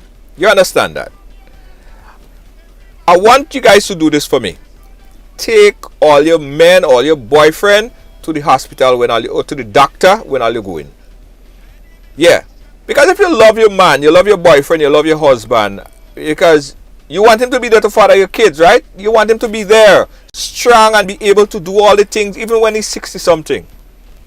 So it's important that you help him, because men don't like to go to the hospital. It's something about some men. I do it. I don't have a problem with it, right? I don't scared of needles. I don't scared to do. I check up regularly, but some men just don't. So women, take your men to the hospital with you, to the doctor with you when all you're going. Take them with you. Say, baby, I love you. That's why I want you to come. Check up yourself. Check out your prostate. My father died of prostate cancer. And I tell you, if my father was a man that was checking up himself more often, he probably would have still been around. Seriously. Right? So we need to check up ourselves. We need to check up ourselves. And women, you need to help your boyfriend, help your men. Yes, because listen, it affects you too, because if your man cannot perform, the man cannot perform. And that might be prostate related. But if you catch prostate cancer and you catch them thing at an early stage 1, there is things that could be done. That's a high survival rate. So women, take all your men to the hospital, to the doctor with all you when all you're going. Alright? I think that will be a PSA. Take your men to the doctor with you when you're going. Alright? Thank you guys for watching. Thanks for being a part of our program. As always, it's important that we have this kind of discourse. It's important that we have this kind of conversation. Right? And it's not the sexiest of conversation. People like when they bacchanal thing. So I'm happy that you guys stuck around and was a part of it, contributed to the conversation. Right? And that is important. Let's show the world that, listen, we could talk about things, we could listen stories, we could have very intelligent conversation, even if it don't, if it's not somebody's business or not a problem or not a big blow up or something like that. We could take in intelligent conversation. And kudos to all you guys who sat around and share the program. Wayne all the way down there in Texas, big up yourself, my brother and big time supporter of Ridealong. We appreciate you. And everybody, man, everybody. I can't call all the names, but you guys know who you are. And especially, guys, I gotta say thank you guys for the people who keep supporting this program. Now, from time to time, when you log on to Ridealong, right, you see now and then that Facebook insert like little ads and thing into the program, and that's how we could pay the bills, guys. So when you see the ads, don't get fret up and vex and them kind of thing. And that's how I could put gas in the car. You know what I mean? So don't get vexed and why there's so much ads and this and that and chalala. That is how we could put gas in the car. We could help out people. We could buy ham, 100 ham. It's a lot of money. That is how we're able to do these things. And you could even help us, expedite this process. You could become a supporter, a paid supporter of Ridealong. It means that you get some added features. There are a bunch of paid supporters. Anybody that you see on Ridealong and they have a supporter badge, that is the people who have been spending their money, putting their money where their mouth is, and saying, boom. And it's not a lot, it's just $4.95, but it adds up. The more supporters we have, financial donors, you could support more than the $4.99 if you want. You could support, a lot of people contribute in many different ways. Hence the reason why we could do this program every day. Otherwise, all you go touch turn on all your TV. Let me show all you go see. All you go just turn on all your TV and see this. A blank screen. You know why? Because they go cut power. You go see this. Light, power gone. Right? No power. That's all you go see it. If we're not able to pay the power bill because we don't have no supporters, we don't have no donors, we don't have anything, that's all you go see. All you go see me in the dark just like this. Just like this. So we need all the support that we could get, guys, and we thank you guys so much for participating, for supporting, for helping. We love you, we love you, we love you, we love you, we love you. Everything Alright? right now. See, the light's still off. Like We didn't even get a chance to pay the bill this month. All right? Because why? You get the point. All you get the point. Right? All you get the point. So become a supporter, become a donor, so we could keep the thing going. We appreciate you. Thank you so much. All right? Fix my light in the back there. Yeah. All right, guys. I gotta big up All Pro Health Lab. Now, these people, All Pro Health Lab, they have been spending money to ensure that this program go on. Right? All Pro Health Lab, they give COVID testing here in New York, and they COVID testing, like if you want to travel or for work related, they give you rapid COVID-19 tests. Rapid PCR test. You get the result in about 20 minutes, 30 minutes. Rapid PCR tests, and you get that really quick. So you could call them right now. Check them out online. It's allprolabs.com. That's allprolabs.com. Allprolab without the S. Allprolab.com.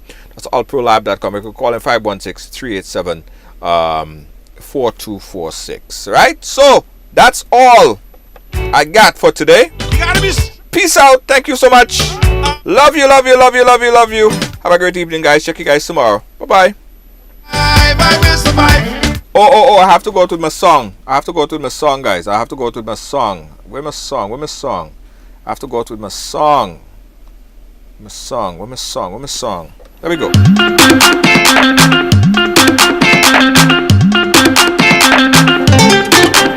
I feel like beat my chest. I'm blessed. I feel like beat my chest. I'm blessed. I feel like beat my chest. I'm blessed. I'm blessed. I'm blessed. I'm blessed. I feel like beat my chest. I'm blessed. I feel like beat my chest. I'm blessed. I feel like beat my chest. Yo. When I woke up this morning, I had reasons to sing. When I woke up this morning, I had reasons to shout. I know that Father God bless me, and that's without a doubt. So if you know that Father God bless you, start to jump up and shout, sing, whoa, see a banga, see a banga. Give thanks to the Father, everybody, whoa, yeah, yeah. See a banga, see a banga. He is my provider. My back, my back, my back. The most I have my back, my back, my back. The big man of my back, my back, my back. The most I have my back, back, back, back, back. Man, I feel so blessed. Man, I feel like beating my chest. I feel like I feel so free. Man, nobody happy like me. I feel like Hey, don't forget, guys, go over there and subscribe to us on YouTube. Yeah, subscribe to us on YouTube, guys. Support the movement. Subscribe to Ridealong Live on YouTube. Peace out, guys. Catch me tomorrow. Bye-bye. Good night. Each and every day. So when I woke up this morning, I had reasons to sing. When I woke up this morning, I had reasons to shout.